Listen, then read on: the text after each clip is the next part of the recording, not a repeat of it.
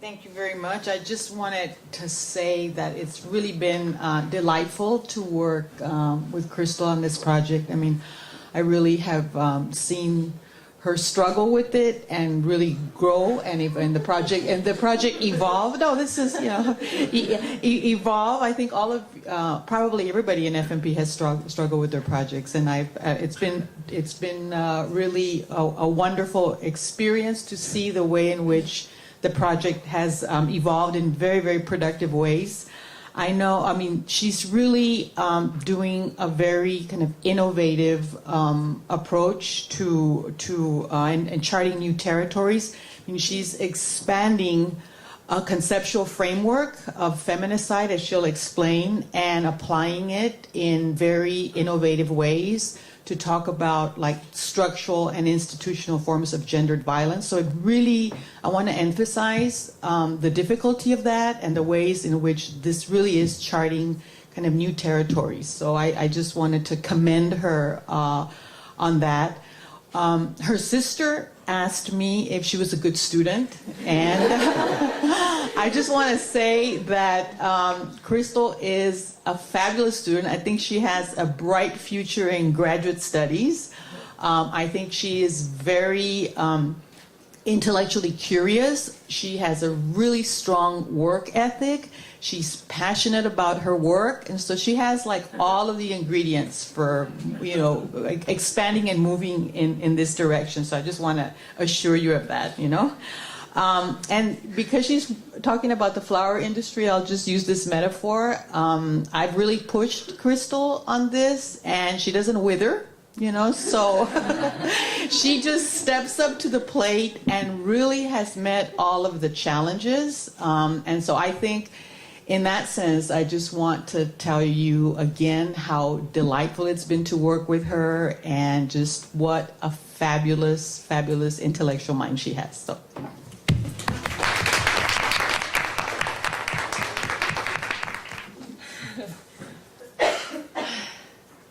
Thank you, Professor Fregoso. It was a pleasure working with you. And yes, feminicide is no walk in the park.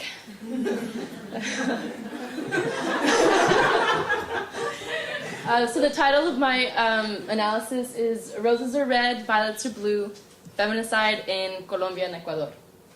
And before I get started with my presentation, I would first like everyone to look at this flower, or this rose that I have here in my hand.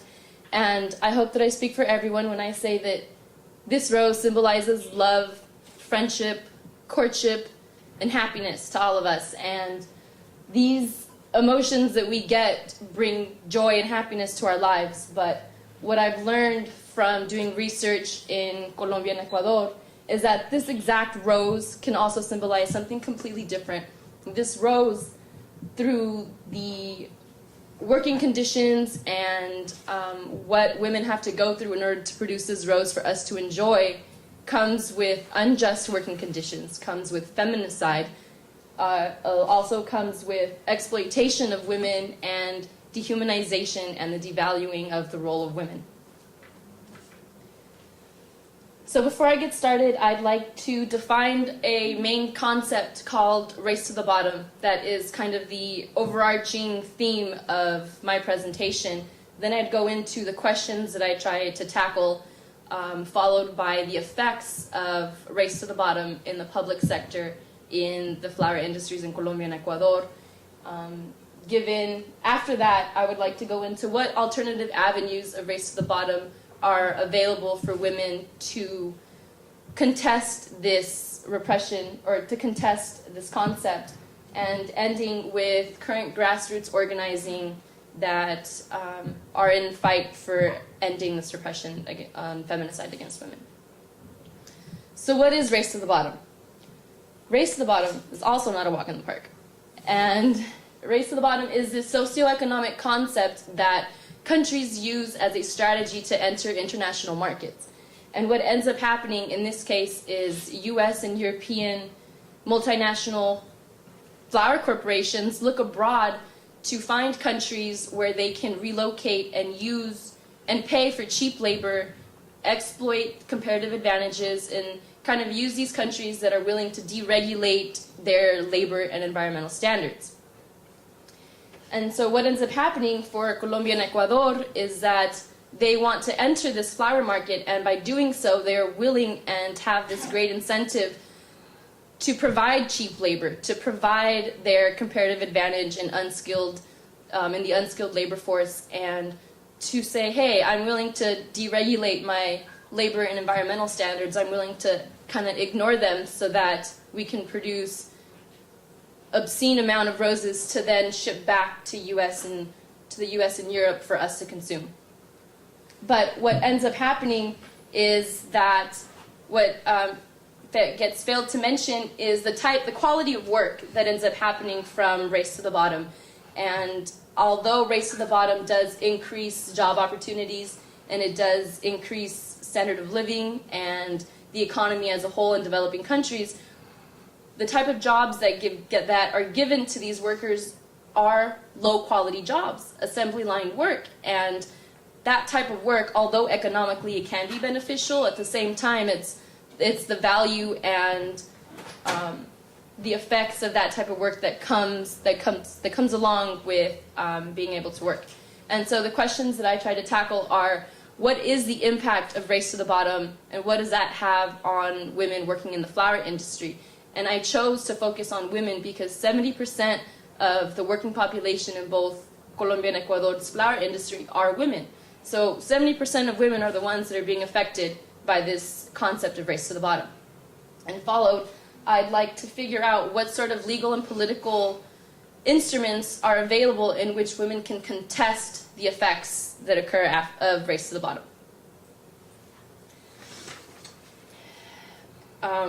So in terms of its impact, I will argue that Race to the Bottom has created a negative impact, and I will utilize the analytical framework of feminicide to explain the effects of Race to the Bottom. So what is feminicide? In the most simplest term that I can explain, feminicide is the murdering of girls and women because of their gender. And to delve deeper into this analytical framework, we break it down into two different types of perpetrators, the individual and the institution. And gendered violence from an individual can be seen as the physical violence, mainly from a male counterpart to a female. And a perfect example is domestic violence. And the second type of feminicide as an institutional form of violence can be seen as a sociological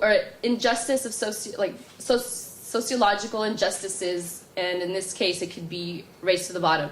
And what I mean by that is institutions unallowing women to earn a sustainable living equally and through just and equality.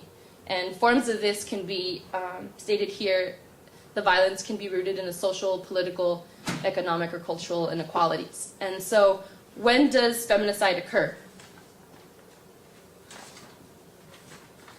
Feminicide occurs when institutions or even the government ignores or neglects to focus on ways in which women can earn, or women can be equal, in the sense of, in the flower industry, women are trying to earn a sustainable living. Most of these women before the flower industry worked in an informal sector where they were street vendors, babysitters, maids, or didn't even have a job. And so for them to be able to work, this form of institutional violence is where these institutions and governments are not caring about the way in which these women are working and the way that these women are actually trying to earn a standard of living to support not only themselves but their family. So the effects of Race to the Bottom that I focus in the public sphere, I'd like to touch on only three aspects of Race to the Bottom: labor, environment, and wages. And so the labor regulations that the institution and the governments fail to enforce and are causing these violations within the labor aspect can be seen through labor contracts. And what ends up happening is that Colombia and Ecuador allow these short-term contracts, also known as re-engineering programs, that last of a span of as short as 1 day to as long as a year. And on average, these contracts last 3 months. And what ends up happening is that each worker is given 3 months to work, and every day they have to meet a specific quota. And if these women can't meet the specific quota on time, come 3 months, when it comes time to renewal, they will either not have a job and, again, be unemployed, or if they do have a job, it'll be because of strenuous slave or exploitative work that they had to go through in order to keep working. Another violation within the labor force is that before women can be hired to work in the flower industry, they are required by the flower factories to provide medical documentation of proving that they're not pregnant. And this is a violation of a human right, because if a woman is pregnant and they can't get hired, that's a form of discrimination which goes against some of the human rights instruments that I'll go into later. And so let's say a woman gets hired into the flower industry not being pregnant. If they end up getting pregnant during working, the institutions don't want to pay for maternity leave. And if some do, then that worker was lucky, and majority of the time they don't. So what ends up happening, come 3 months, that woman who's pregnant is now fired and doesn't work and can't support their child. And so what ends up happening is that these women involuntarily force themselves to work during pregnancy, and at times they're working up to the 6th month of pregnancy. And so this not only puts a strain on the woman because of the tedious physical labor with while working, it also puts a strain on the unborn child. The form of environmental regulations that are being deregulated or kind of being violated come from the occupational hazards. And so Colombia is the first country in Latin America to enter the flower market in the late 1960s, Ecuador following in the early 1990s. And these countries produce a vast amount of flowers. 80% of the flowers imported in the US come from Colombia alone. And so in order for Colombia and Ecuador to produce a ton of flowers and to grow them quickly, to keep the beauty of this rose and to have the beauty of this rose last from traveling from Colombia to the US and then to be sold, takes a lot, or uses a lot of pesticides. And the pesticides used in both of these countries are illegal in the US, Europe, and Japan. And so these pesticides, with these pesticides, these workers are constantly inhaling these pesticides daily. They're in greenhouses, so there's little amount of air circulation. And the effects that come out of these pesticides are health effects. So a lot of women, and even the 30% of the men that work, have cancer, eye defects, rashes, and for the women who are pregnant, they either lose their children, have malformations within the genital areas, and stillbirths and miscarriages. And so when I go into the effects of racing to the bottom through wages, Colombia and Ecuador, as I mentioned, have a comparative advantage in unskilled labor.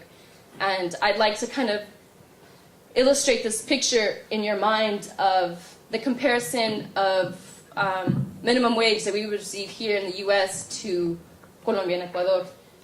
In 1996, the daily minimum wage in Colombia was 82 cents for one worker alone.